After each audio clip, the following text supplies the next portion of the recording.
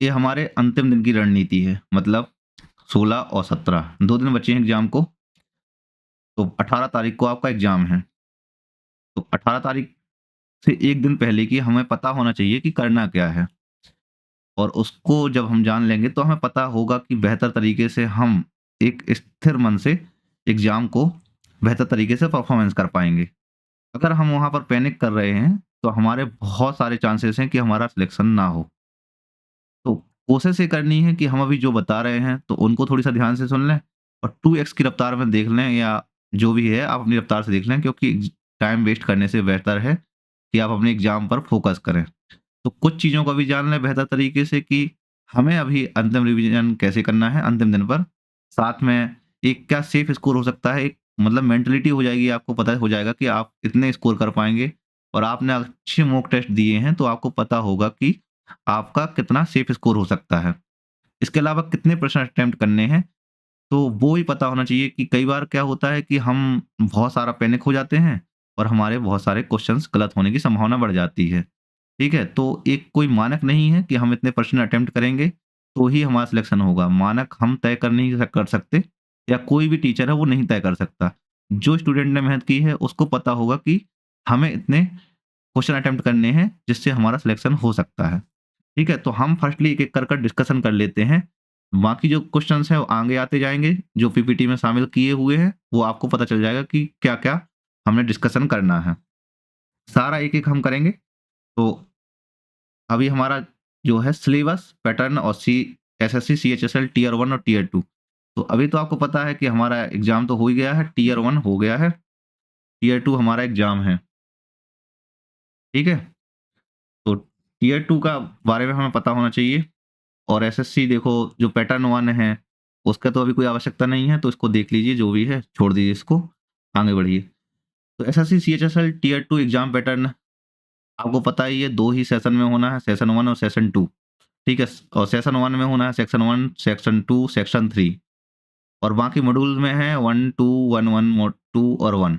तो ये आपको पता ही है मैथमेटिकल एबिलिटी, रीजनिंग, इंटेलिजेंस सब कुछ पता है। इसको स्किप करके आगे बढ़िए, बेहतर होगा। यहाँ पे सारे टॉपिक लिखे हुए हैं, तो कोशिश ये करिए कुछ जो टॉपिक हैं इम्पोर्टेंट इम्पोर्टेंट टॉपिक हैं, तो उस पे जैसे नंबर सिस्टम हो गया है, यहाँ पे परसेंटेज है, इन पे थोड़ी-सा ध्यान रखिए, है ना? स्पेशली इंग्लिश पे ध्यान रखिएगा कि जो इंग्लिश का पैटर्न है, उस पे ही हमें फ़ोकस करना है। जनरल अवेयरनेस, इन सारे जो सरल टॉपिक हैं, उनको थोड़ी-सा ध्यान रखना है। ये सारे जो मैंने दिए हुए हैं, तो स्क्रीनशॉट लेके एक बार जो भी टॉपिक हैं और आपको लग रहा है कि ये जैसे मान लो आर्ट एंड कल्चर आपका छूटा हुआ है, तो एक बार नज़र मार लो, बाकी चीज़ों को छोड़ दो, कोई ज़रूरत नहीं है। और प्रीवियस ईयर की कट ऑफ्स को देखते हैं, जिससे हमें पता चलेगा कि हमारा सेफ स्कोर क्या हो सकता है। तो मैंने 2015 से लेकर 2023 तक की जो कट ऑफ है, उसको हमने शामिल किया हुआ है। फाइनल कट ऑफ थी, उसको देखा है और क्योंकि हमारा जो फाइनल लिस्ट बननी है और फाइनल कट ऑफ जाएगी, वो हमारा टियर 2 से ही बननी है। ठीक है? तो हमें पता होना चाहिए कि हम कितनी ही फाइनल लिस्ट में हम अंदर हो जाएँगे और हमारा सिलेक्शन हो जाएगा। तो देखो जैसे कि 2023 में जो है 153 गई थी अनरिज़र्व कैटेगरी की और एससी की कैटेगरी की थी जो 136 गई थी, लास्ट कट ऑफ थी ये, ठीक है? टियर 2 एग्ज़ाम की और फाइनल कट ऑफ बोला जाएगा इसको, ठीक है? और एसटी की गई थी 124, ठीक है? और ओबीसी की जो है वो 152 गई थी, कितनी 152.227, ठीक है? और ईडब्ल्यूएस की जो है वो 151 गई थी, कितनी 151 गई थी। और जो ईएसएम है उसकी भी लगभग 102 गई थी, बहुत कम है ये तो, ठीक है? और इसका डेटा अवेलेबल नहीं था वेबसाइट्स पर, ठीक है? जो भी डेटा था मैंने बताया हुआ है, 2022 की भी अगर कट ऑफ देख लें तो 157 गई थी। तो देखो अराउंड कितनी है 157, 153 तो कट ऑफ कम ही हुई थी। 2022 में कट ऑफ ज़्यादा गई हुई थी। 2021 में 140 कट ऑफ थी, ठीक है? और भी कट ऑफ कम हुई है। तो आपकी जो एवरेज कट ऑफ है वो अगर मान के भी चलो ना कि 160, तो ये मैं बहुत ज़्यादा बोल रहा हूँ, तो 160 के अबव लेके चलो, 150 से लेकर 160 के बीच में, ठीक है? तो इतनी आपका ये सेफ स्कोर होगा। ठीक है? अगर आपने मॉक टेस्ट बहुत सारे दिए हुए हैं, तो आपको पता होना चाहिए कि हमारा स्कोर इतना जा रहा है और अगर इसके बीच में स्कोर है या इससे ऊपर है, तब तो आपका कन्फर्म है। अगर आपका एक 180 के आस-पार आ रहा है, तब तो 100% आपका सिलेक्शन है। ठीक है? और अगर इसके नीचे भी आ रहा है, तो हो सकता है पॉसिबल में कि थोड़ी बहुत आपको दिक्कत आ सकती है, लाइक अगर 140 है, तो ये तो बहुत कम स्कोर है। यहाँ पे आपको सिलेक्शन में दिक्कत हो सकती है और आपका अगर सीजीएल मेंस है, ठीक है? तो उस पे ध्यान देना है, या सिलेक्शन पोस्ट का एग्ज़ाम है आपका, ठीक है? स्टेनो का है, तो इस पे ध्यान देना है आपको, ठीक है? और अगर सीजीएल मेंस है तो उसके लिए हम जल्द एक जो जीके के लिए है, सीरीज़ लाने वाले हैं, ठीक है? जीके, जीएस की जो पूरी सीरीज़ है कंप्लीट लेके आएँगे, करीब 12 क्लासेस होंगी इसमें, ठीक है? उसमें मैं ट्राई करूँगा कि कंप्लीट पूरा जीके, जीएस हो जाएगा, ठीक है? कंप्लीट जो है वो हो जाएगा। तो अगर आपने एवी है, आपने देखा, इसके बाद अगर आपको लग रहा है कि नहीं हो पाएगा, तो जो भी टीचर हैं, बेस्ट टीचर हैं, आपको लग रहा है कि हाँ, ये सारे बेस्ट टीचर हैं और मैं यहाँ से पढ़ सकता हूँ, मुझे अंडरस्टैंड हो पा रहा है, तो आप वहाँ से समझ सकते हैं। ठीक है? तो जीके, जीएस का है। इसके अलावा आरआरबी, एनटीपीसी भी है आगे, उसका भी आपने फॉर्म भरा होगा, तो आपको वहाँ पे भी ध्यान देना है। तो इतना पैनिक नहीं होना है कि यार ये मेरा लास्ट ही एग्ज़ाम है, ठीक है? सबसे पहले हमें अपने ऊपर भरोसा रखना है, ठीक है? अब देखो मॉक एनालिसिस, अगर जो आपने बहुत सारे मॉक लगाए हुए हैं, तो फर्स्टली सिर्फ़ ये मॉक टेस्ट थे। यहाँ पर आपको एग्ज़ाम का जो है फ़ील वो नहीं आया होगा, कि आपको लग रहा है आप रूम में बैठ के, लाइब्रेरी में बैठ के या कहीं पे भी आप एग्ज़ाम दे रहे हैं, तो आपका बहुत सारा अच्छे स्कोर जा रहा है, लाइक 180, 190 जा रहा था, किसी भी मॉक में 190 भी जा रहा है स्कोर। तो आपको लगेगा कि यार इतना अच्छा तो स्कोर है, तो ओवर कॉन्फिडेंस में नहीं आना है, कि हमारा इतना अच्छा स्कोर है। तो सबसे पहले अपने कॉन्फिडेंस को मैनेज करना है। ठीक है? और मैंने इसलिए करना है क्योंकि जब ओवर कॉन्फिडेंस होता है तो हम जो सही प्रश्न होते हैं उनको भी, जो हम पे बन रहे होते हैं, कई बार उनको भी गलत कर देते हैं, और कन्फ्यूजन की वजह से भी गलत कर देते हैं कि हाँ, हमें 2 पॉइंट आ रहे हैं और 2 पॉइंट नहीं आ रहे हैं, तो हम उन 2 पॉइंट्स में ही गलती कर देते हैं, 2 विकल्प में से कुछ और चूज़ कर लेते हैं। तो ध्यान से क्वेश्चंस को पढ़ना है, उसको एनालिसिस करना है। लाइक जो मॉक एनालिसिस आपने किए होंगे पहले, उनमें से हो सकता है कि आपने बेसिक जो गलतियाँ की हों, कि उसका बहुत अच्छे से एनालिसिस नहीं किया हो, ठीक है? अब लास्ट मोमेंट है, लाइक कल और परसों का दिन है, तो उस पे ध्यान नहीं देना है कि चलो यार, अब कई लोग हो सकते हैं जिसका 140 भी स्कोर गया हो कई बार मूक में, तो आपको बहुत डिमोटिवेट हो गए होंगे। तो उन सारी चीज़ों को छोड़ देना है, पीछे ही छोड़ दो, ठीक है? कल और परसों का आपको अपने आप को मैनेज करना है, स्पेशली परसों के लिए मैनेज करना है, क्योंकि 17 तारीख आपके लिए थोड़ी-सा ज़्यादा घबराहट वाली होती है। जैसे ही एग्ज़ाम पास में आता है तो थोड़ी-सा घबराहट बनती है।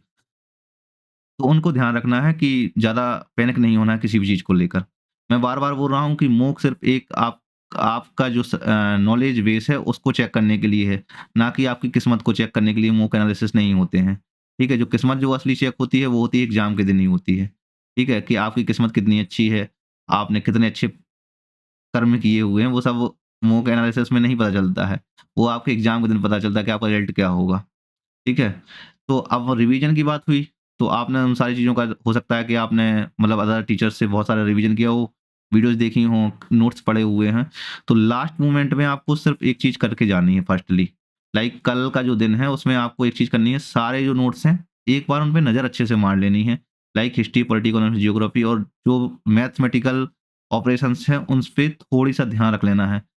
तो क्योंकि कई बार क्या होता है कि हम जब लास्ट मोमेंट में होते हैं ना, तो चीज़ें हमारे दिमाग से स्किप हो रही होती हैं और हमें ध्यान नहीं होता है कि हमने क्या-क्या पढ़ा हुआ है। तो एक बार शांत मन से बैठ के चीज़ों को रिकॉल करना है कि मैंने ये पढ़ लिया है और हाँ, ये चीज़ स्किप हो गई है, तो देन उसको कल रात में ही कंप्लीट कर लेना है। तो इससे आपका ना जो जितना सारा आपने पढ़ा होगा, तो उससे आपको कंप्लीटली रिकॉल हो जाएगा कि मैंने इस सब्जेक्ट में ये पढ़ा हुआ है। जैसे इंग्लिश में मैंने ग्रामर पढ़ी हुई है, तो मुझे अच्छे से याद होनी चाहिए कि ग्रामर में ये पढ़ी हुई है। मैंने इतने सारे क्लोज़ टेस्ट लगाए हुए थे, तो उनको पता होना चाहिए।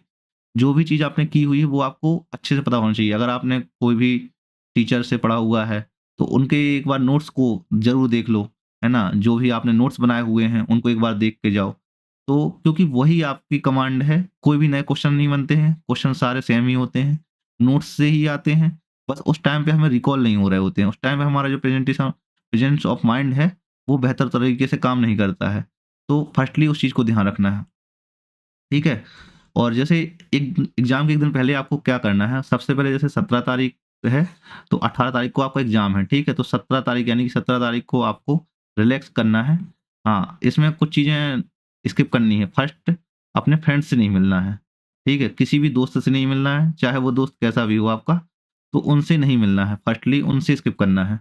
ना चाय के बहाने, ना किसी और चीज़ के बहाने, चाहे जो भी हो, आप जो भी ले रहे हों, मतलब जो भी है, ठीक है? तो उनसे स्किप करना है, क्योंकि ये चीज़ आपको डिमोटिवेट करती है। हो सकता है वो आपका दोस्त आपको बोले कि यार, हो सकता है इस बार नहीं हो, तो आपको डिमोटिवेट करे, है ना? तो उन चीज़ों से बचना है। स्पेशली मैं तो कहूँगा कि दोस्तों से बचना है, ये मेन चीज़ है, ठीक है? 18 तारीख और 17 तारीख को आपको दिन में नहीं सोना है। दिन में इसलिए नहीं सोना है, कई बार अगर दिन में आप सो लेते हैं तो फिर रात में नींद नहीं आती है, ठीक है? और रात में नींद नहीं आएगी तो आपका सुबह एग्ज़ाम है, मान लो सुबह की शिफ्ट में, ठीक है? और सुबह की शिफ्ट में ये एग्ज़ाम, तो फिर आपको प्रॉब्लम्स आ सकती हैं, 18 तारीख को सुबह से नींद आएगी। तो दिन में नहीं सोना है, रात में जल्दी ही सो जाना है। ये चीज़ मेनली है, फ़ोकस वाली हैं, ध्यान रखने वाली चीज़ें हैं कि और हाँ, कहीं पे घूमने नहीं जाना 17 तारीख को कि आप चलो यार 1 दिन का रिलैक्स है, मूवी देखने चलते हैं। तो ये चीज़ें नहीं करनी है। और सबसे पहले हाँ, और मूक भी स्किप करना है, कोई भी मूक नहीं लगाना है। मूक इसलिए नहीं लगाना है, क्योंकि अगर मूक आप लगाएँगे और हो सकता है ऐसा कि आपने उस दिन थोड़ी-सा टफ मूक लगा दिया, ठीक है? और टफ मूक से आपको आपका जो स्कोर है, वो बहुत कम गया, मान लीजिए 120 गया, ठीक है? और 120 स्कोर होने की वजह से आपको लगा यार कि यार ये तो एग्ज़ाम मेरा सही नहीं आया, मेरा मूक मतलब इतना खराब स्कोर है, तो आपको प्रॉब्लम आएगी और आप बहुत डिमोटिवेटेड हो जाएँगे एग्ज़ाम के 1 दिन पहले। तो आप फिर कैसे रिवाइव करेंगे दूसरे दिन? आप नहीं कर पाएँगे ना। तो आपको इसलिए मॉक स्किप करना है, 1 दिन एग्ज़ाम के दिन पहले यानी 17 तारीख को, ठीक है? और जैसे ही मतलब जितना हो सके नोट्स अगर देख लो तो नोट्स को देखो, ठीक है? सिर्फ़ देखो, पढ़ना की कोशिश मत करो। कोई भी नई चीज़, नई बुक्स मत उठाना, नहीं तो लगेगा आपको कि अरे यार! मैंने तो ये वाला क्वेश्चन छोड़ दिया। हाँ, मैंने जैसे दोस्त से बताया, तो अगर कोई दोस्त क्वेश्चन्स करे, तो उनसे मना कर देना, भाई मुझ पे नहीं आता है, तुमको आता है, तुम बता दो आंसर उसका। तो उनसे ही पूछना ये चीज़ों को। और ना बने तो बिल्कुल पैनिक नहीं होना है कि अरे यार! मैंने तो ये चीज़ छोड़ दी है। सामने वाला आपको हर तरीके से डिमोटिवेट करने की कोशिश करेगा, तो इन चीज़ों से बचना है। और हाँ, जो नोट्स हैं तो उनको बार-बार देखना, अपने ही नोट्स को, ठीक है? चाहे वो मैथ्स के हों, रीजनिंग को, इंग्लिश के हों या स्टैटिक जीके के हों, ठीक है? जनरल अवेयरनेस के हों, जो भी हैं। तो आपको सारे नोट्स एक बार देख के जाना है, ठीक है? और जैसे आपको पता है कि इसमें जो सब्जेक्ट होते हैं, जैसे mathematical ability, reasoning and general intelligence, English language and comprehension, general awareness, computer knowledge and module, ठीक है?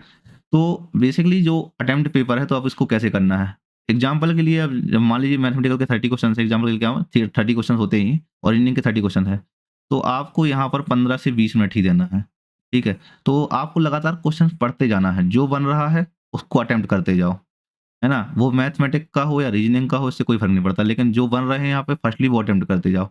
अगर आप किसी क्वेश्चन्स में फँस रहे हैं, मान लो कोई क्वेश्चन बहुत टफ आ गया, ठीक है? एडवांस से आ गया मान लो, तो आप वहाँ पे फँस गए और फँसने के बाद आपको लगेगा कि यार ये तो मेरा ईगो हर्ट कर रहा है और मैं तो इसको सॉल्व करके ही मानूँगा।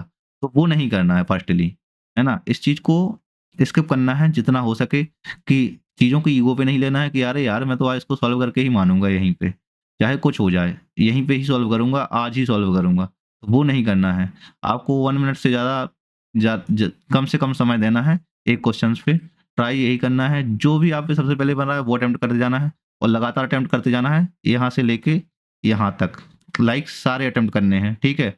मैथमेटिकल, रीजनिंग, इंग्लिश और जनरल अवेयरनेस और कंप्यूटर नॉलेज, सारे ही आपको अटेम्प्ट करने हैं, लगातार अटेम्प्ट करते जाने हैं।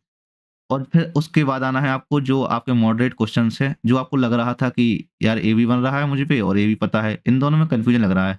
जैसे 4 विकल्प हैं, अब ए वाले विकल्प बन रहा है, आपको ए वाला पता है, आपको लग रहा है इन दोनों में कन्फ्यूजन है, ठीक है? तो यहाँ पे आपको थोड़ी-सा ध्यान रखना है, क्योंकि यहाँ पे देखो माइनस मार्किंग भी है, आपको ये पता है अच्छे से, ठीक है? यहाँ पे माइनस मार्किंग है।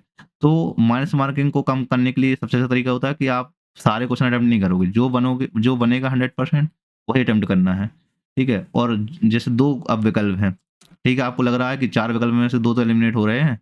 ये तो 2 है नहीं, 1 ये नहीं है, 1 नहीं है और ये दोनों में से कोई हो सकता है।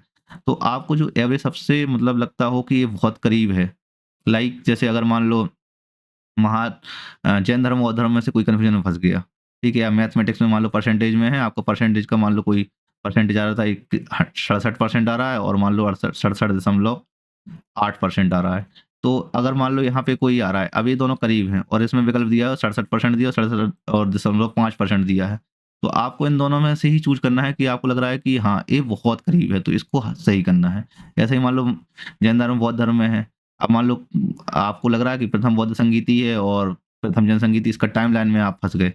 तो जो आपको 100% याद आ रहा है कि यार 483 ईसा पूर्व में तो प्रथम बौद्ध संगीति हुई थी और 200 के आस-पास मान लो यहाँ पे हुई थी, प्रथम जनसंगीति हुई थी। अब आप यहाँ फँस जाओगे।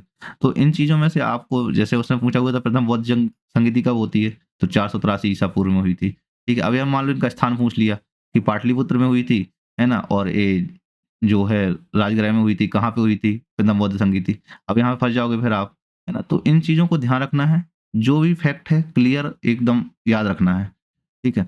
ऐसे ही मतलब अटेम्प्ट करने हैं क्वेश्चंस, और बहुत पैनिक नहीं होना। अगर मान लो कोई नहीं बना है तो आप मतलब एकदम टेंशन में आ गए, यार ये तो मैंने पढ़ा हुआ था परसेंटेज का नहीं बन रहा है, एडवांस का मैंने पढ़ा हुआ था, ये नहीं बन रहा है, छूट रहा है मेरा। तो उस टाइम पे उसको छोड़ना ही बेहतर है, ठीक है? और छोड़ना यार सीखना चाहिए कुछ चीज़ें, ठीक है? स्किल टेस्ट अब जो भी है ये आपने किया होगा, प्रैक्टिस की हुई होगी जो भी है आपका, और इसके लिए आपने प्रैक्टिस की हुई होगी। ये सारे क्वालीफाइंग हैं, ठीक है? इनको अच्छे से किया होगा तो ठीक है, और आपने तो किया ही होगा, प्रैक्टिस तो किया ही होगा जब तो दे रहे एग्ज़ाम जा रहे हैं, है ना? तो इसको ध्यान में रखिए। ये इस पे मेन फ़ोकस है, इसको ध्यान रखिए, बाकी सारे क्वालीफाइंग है, इस पे क्वालीफाई करना बेहतर तरीके से, ठीक है? इनके जो भी स्किल टेस्ट है, टाइपिंग टेस्ट है। टिप्स मेरे यही हैं कि फर्स्टली पैनिक नहीं होना है एग्ज़ाम के दौरान, ठीक है? सेकंड, देखो, पैनिक से पहले अगर मैं हम जान लें कुछ चीज़ें और, जैसे कि 1 दिन पहले आपको एग्ज़ाम में मान लो जो भी है मॉक का नहीं लगाने हैं कोई भी, जो भी आपने पढ़ा है उस पे ही रिकॉल करने की कोशिश करना है। अब आते हैं 18 तारीख के दिन, तो आपको एडमिट कार्ड सँभाल के रखना है पहले 17 तारीख को ही, ठीक है? एडमिट कार्ड 2 कॉपी मिनिमम निकाल के रख लिया करो, ठीक है? फ़ोटो जो है वो रख लेना, ठीक है? इसके अलावा जो आधार कार्ड है या जो भी आइडेंटिटी कार्ड लगेंगे, वो सारे आप रख सकते हैं उसमें, ठीक है? और समय से पहले पहुँचना है, समय से 1 घंटे पहले पहुँचना है। जैसे एक मेरे एक टीचर थे, तो वो हरदम बोला करते थे कि अगर समय से पहले पहुँचोगे, तो एक जो पावर नैप है वो ले सकते हो एग्ज़ाम के सेंटर पे ही। पावर नैप लेने के बाद आराम से जाओ, मुँह धो के आओ और आराम से फिर पेपर देने बैठो। 1 घंटे पहले आराम से पहुँच जाओ, कोई दिक्कत नहीं है ना? और अगर आप किसी ऐसे शहर में जा रहे हो जहाँ आपका सेंटर दूर है, तो आपको पहले ही निकल जाना है टाइम से, और काफ़ी पहले निकल जाना है। जैसे आपकी वहाँ पे एंट्री टाइम है, उससे बहुत पहले निकल जाना, आधे घंटे पहले ही निकल जाना वहाँ से। मतलब पहुँच जाओ जिससे समय से पहले, ठीक है? अगर आप किसी भी होटल-वोटल में रुके हुए हैं, तो उस चीज़ को भी ध्यान रखना है कि वहाँ से कितनी डिस्टेंस है, ऑटो मिलेगा, टैक्सी मिलेगी, उन सारी चीज़ों को ध्यान में रख लेना है। एग्ज़ाम से पहले के जो नियम-कायदे हैं, वो तो कुछ ध्यान रख लेना है, ठीक है? और आधार कार्ड और ये सारी चीज़ जो आइडेंटिटी कार्ड हैं, सारे सँभाल के रखना, फ़ोटो-वोटो, और इसको आराम से जाना, ठीक है? यही सजेशन है, और पैनिक नहीं होना है, एग्ज़ाम आराम से होते हैं, ठीक है? और आपने इतने सारे एग्ज़ाम पहले भी दिए हुए हैं, मॉक भी दिए हुए हैं, एसएससी टियर 1 भी दिया हुआ है, सीएचएसएल टियर 1 भी दिया हुआ है, तो उसके पहले भी एमटीएस भी एग्ज़ाम दिया हुआ है। जो भी एग्ज़ाम दिए हुए हैं, तो इसमें कोई बड़ी बात नहीं है कि ये आप नया एग्ज़ाम दे रहे हैं। तो इसके लिए इतना ही है, काफ़ी है। All the best. Thank you.